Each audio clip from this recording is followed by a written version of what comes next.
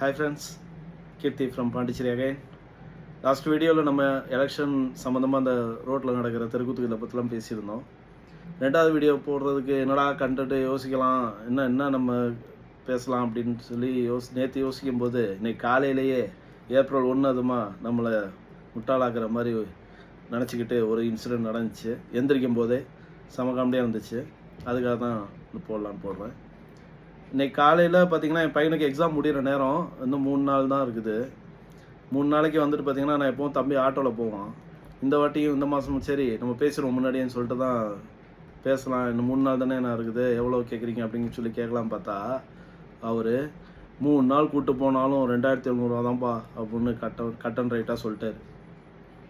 என்ன விதத்தில் இது நியாயம்னே தெரில. கேட்குறேன், அவர் சொல்கிறாரு ஸ்கூலுக்கு மட்டும் நீங்கள் பே பண்ணுறீங்க மே மாதத்துக்கு சேர்த்து அப்படின்னா, ஏங்க ஸ்கூலுக்கு பூட்டி டீச்சர் போகிறாங்க, டீச்சர்ஸ்க்கெலாம் சம்பளம் யார் கொடுப்பா? நீங்களும் வந்து கொடுப்பீங்க? பேரண்ட்ஸ் நாங்கள் தான் கொடுக்கணும். அதுக்கெல்லாம் அது வந்து காலங்காலமாக பண்ணுறதுங்க.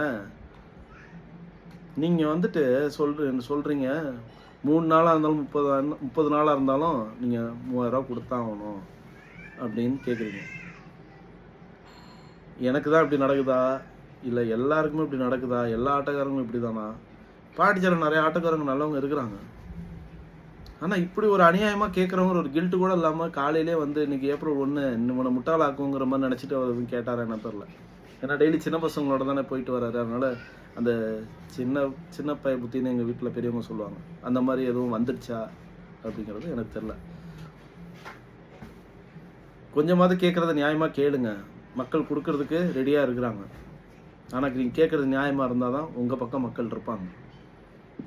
சும்மா போகிற வரனை பிடிச்சி அடித்து எங்கள் பொழப்பை கெடுக்கிறவங்க கேட்குறதுல வந்து எங்களுக்கு வந்து எந்த ஒரு அனுதாபமும் வந்துடாது. உங்கள் மேலே எந்த ஒரு சிம்பதியும் வராது. கோபம் தான் வருது. நியாயமாக வாங்குறவங்களை இவங்க பிடிச்சி அடிக்கிறாங்க, இவங்க எவ்வளோ அநியாயமாக நடந்துக்கிறாங்க அப்படின்னு.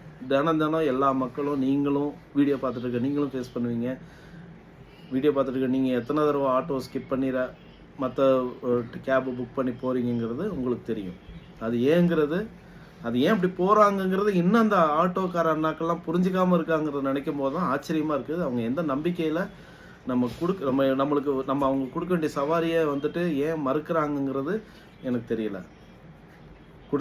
வந்தால் நான் 300 தான் வருவேன், 400 தான் வருவேன்னு வராங்களே, அது ஏன்னு தெரியல. சும்மா கூட ஆட்டோ ஓரம் கட்டி நிப்பாட்டி வச்சு ரெஸ்ட் எடுக்கலாம், ஆனால் சம்பாதிக்க முடியாது.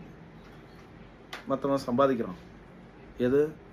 உங்களோட இந்த பிடிவாதத்தை யூஸ் பண்ணி கார்பரேட் சம்பாதிக்குது.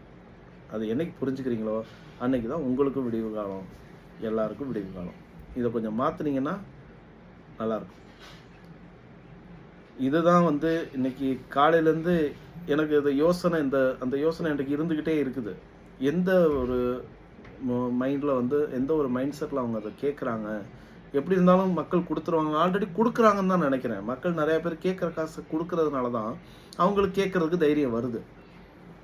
இல்லைன்னா அந்த தைரியம் வர்றதுக்கெலாம் வாய்ப்பு இல்லை. கொஞ்சமாவது அந்த கில்ட் இருக்கும். நம்ம இவ்வளோ கேட்குறோம், நியாயமான ஒரு காசு நம்ம கேட்கல அப்படிங்கிற ஒரு கில்ட்டு அவங்களுக்கு இல்லவே இல்லை சுத்தமாக. ஏன்னா மக்கள் கொடுக்குறாங்க. கொடுக்குற மக்கள்னால கொடுக்க முடியாத மக்கள் அவசரப்படணும். இதுதான் ஃபேக்ட். அவசரத்துக்கு யூஸ் பண்ணிக்கிறது வேற, அந்த அவசரத்தையே எப்பவுமே யூஸ் பண்ணிக்கிறது வேற. நல்லா புரிஞ்சுக்கணும். இன்னொரு அடுத்த வீடியோவில் பார்ப்போம். ஏதாவது இன்சிடென்ட்டோட கண்டிப்பாக வருவேன். ஏன்னா நான் ஆரம்பித்ததே இந்த மாதிரி விஷயங்களை வெளிச்சத்தை கொண்டு வரணும் தான். உங்களுக்கும் நடக்குது. வெளிச்சத்தை கொண்டு வரணுங்கிறது முக்கியம் இல்லை, ஆல்ரெடி உங்களுக்கும் நடக்கும். ஆனால் இன்னைக்கு காலையில் நடந்தது எனக்கு ரொம்ப புதுசாக இருந்துச்சு. புது ஒரு மெத்தடை வந்துட்டு ஆட்டோக்காரன்னா எனக்கு புரிய வச்சிருக்கிறேன். 3 நாள் வேலை பார்த்தாலும் 3000 வாங்கலாம், 10 நாள் வேலை பார்த்தாலும் 3000 வாங்கலாம், 30 நாள் வேலை பார்த்தாலும் 3000 வாங்கலாம். இது நியாயமா இல்லையான்னு நீங்களே சொல்லுங்கள். தேங்க்யூ. அடுத்த வீடியோவில் பார்ப்போம். பாய்.